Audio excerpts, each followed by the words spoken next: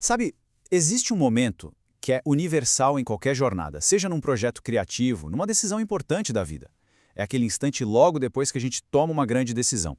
É exatamente sobre esse momento que a gente vai conversar hoje. Todo mundo já passou por isso, né? Aquele misto de empolgação, de vertigem até, que vem depois que a gente se compromete com um caminho novo. E a pergunta que fica martelando na cabeça é sempre essa. Tá, e agora?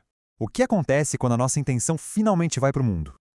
Então a resposta simbólica para essa questão toda pode ser encontrada aqui, no Três de Paus. O lance dele não é a escolha em si, mas o que vem depois. É aquele primeiro passo para fora, sabe? Quando a energia da nossa decisão começa de verdade a interagir com a realidade.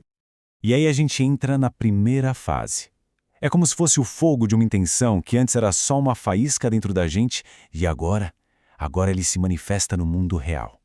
É uma transição fundamental, essa de sair do plano das ideias e entrar no campo da experiência. E olha, essa energia inicial é tudo. Já não é mais só um desejo, é um movimento ativo. A ação começa a criar umas ondinhas, sabe? Os primeiros efeitos que a gente consegue ver e que provam que alguma coisa de fato foi colocada em movimento. É um momento de pura esperança. Essa fase traz uma mentalidade bem específica, a da observação atenta. O que será que acontece a seguir?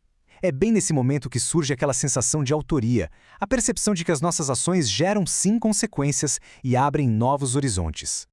E isso nos leva direto para a lição central, para um paradoxo que é o coração desse momento.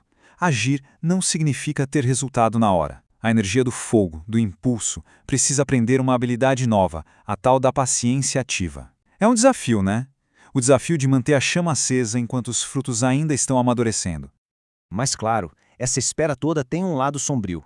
A mesmíssima energia que gera esperança pode virar ansiedade. É aqui que o desejo por controle e aquela necessidade de ver o resultado para ontem podem acabar sabotando o processo inteiro. O contraste aqui é muito claro. De um lado, a gente tem a presença confiante, que confia no movimento que foi iniciado. Do outro, a ansiedade, que exige garantias imediatas. É uma energia que pode ir de um extremo ao outro, da euforia do já deu certo para o desânimo total da espera.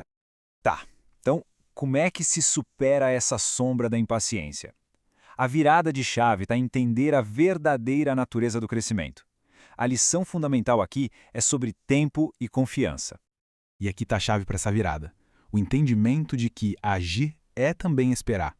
Isso quer dizer que a expansão não é um evento único, sabe? É um processo contínuo que exige, acima de tudo, tempo e constância. Integrar essa lição na prática significa adotar essas posturas. É sobre confiar no caminho que foi iniciado, mesmo sem ver o destino final.